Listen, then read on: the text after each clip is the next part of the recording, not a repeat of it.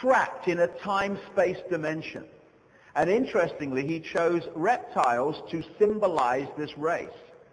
And the more I look at this and the more I move along this road, it seems that somehow in the far, far ancient distant past, these reptilian beings were put into some kind of time-space prison, which they're now breaking out of and have been breaking out of for a while. And you start to see the symbolism of St. Michael, this Phoenician deity, who was said, if you look in Revelation, he was said to have thrown Satan, the great serpent, into the abyss. And you see the symbolism of St. George, the Phoenician deity who defeated the dragon.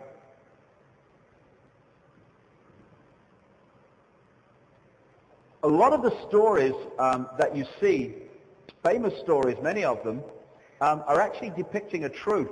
Bram Stoker, who wrote Dracula, was a high initiate of this secret society network. And if you look at the symbolism of Dracula, well, it's all there. First of all, Count Dracula, bloodline, aristocratic bloodline. He couldn't go out in sunlight. He needed to drink blood to survive and exist. And from what I understand from people on the inside, for some reason, these guys have to drink blood to hold their three-dimensional human form. And what is for sure, whether that's true or not, you can follow the blood-drinking ceremonies of these bloodlines from ancient Babylon right through to the present day, and I mean the present day. And interestingly, Draco, we talk about Dracula, Draco, the star system, is another area that keeps coming up in terms of where these beings come from, including in Credo Mutwa's African legend and African stories. And draconian certainly is a word that sums up the Illuminati. The classic depiction of the devil or Satan has many, many of the attributes that are described in the descriptions of these reptilian beings, these Chitahuri, as Mutwa talks about. The other thing he says is that some of these more older reptilian beings gather some kind of cartilage thing at the bottom of the chin, which kind of grows as they get very old. And interestingly, that's similar to what's depicted in the headgear of some of the pharaohs in Egypt. And there's the snake again on that. Now, like I say, the epicenter at operational level of this Illuminati, these bloodlines, is the City of London, the financial district, and around that area. And you know when you're going through life and you're not noticing something, and then someone says to you, "Hey, have you seen that bloody new car that's come out?" And you say, "I haven't seen it." "No, there's one. Look, look." And you see this new car. You haven't seen it before. Now you've seen it. From that moment on, you keep seeing these new cars everywhere. It's because someone's removed a blind spot. And you're kind of seeing something you weren't seeing before. When you move around the world, particularly London and the City of London, I have to say, the reptilian serpent symbolism in front of your face just is all over the place. When you enter the City of London, this epicenter of the Illuminati, you have to pass flying reptiles as you enter that part of what we call the metropolis of London. And that red cross on the white background was an ancient Phoenician symbol, which became the flag of England, the flag of St. George appropriately. There's an area, here's the coat of arms of the City of London financial district. Flying reptiles. I actually took this picture at Burnham Beaches, that area that they own where this Satanism and stuff goes on. Now there's an area of London where, a small area, where there are more elite secret societies per square inch than anywhere else in the world, in my experience. It's the area we know as the City of London, the financial district, and the next area it's joined to, which is called Temple Bar.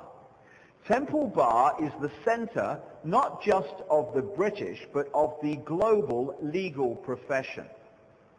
It's called Temple Bar because the Knights Templar, who we're going to mention as we go along, owned that land at one time. Now, if you're going to stitch up a human race in the present structure of society, you need to control the finance, City of London, and you need to control the law, Temple Bar. At the point where the City of London financial district meets Temple Bar is this massive flying reptile in the middle of the road.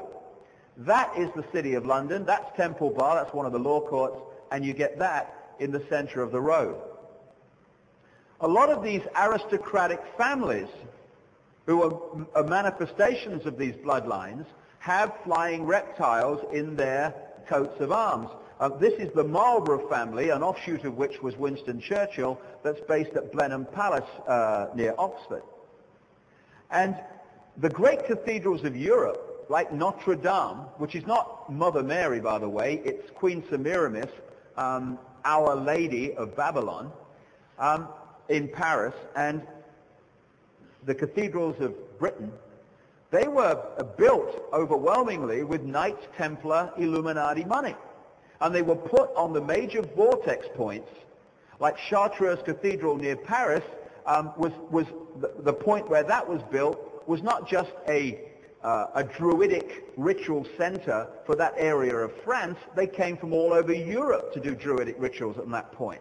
They put them on the vortex points. They built them full of sacred geometry and esoteric knowledge. And again, on the cathedrals and on the castles and the stately homes of the aristocracy, you find these reptile figures we call gargoyles. If you go to Sandringham, where Princess Diana was brought up near there, right on that estate, and you go to the main gate of Sandringham, where of course the royal family spend chunks of the year, there are reptile figures right across the main gate. Wherever you look, you see this thing. And there's a place in America called Denver Airport. It's kind of a new airport. Strange thing, massively over budget. And there's a guy called Schneider, Phil Schneider, who came out and died as a result, saying that he built some of these underground bases in America, and that some of them were extraterrestrial bases where the extraterrestrials interacted with the human elite, and some of them were reptilian. And he pointed to one of them being Denver Airport, a brand new airport that was massively over budget, and there's some very, very strange things about it. Not least, in Denver Airport, a modern airport in America, they have stone gargoyles in it.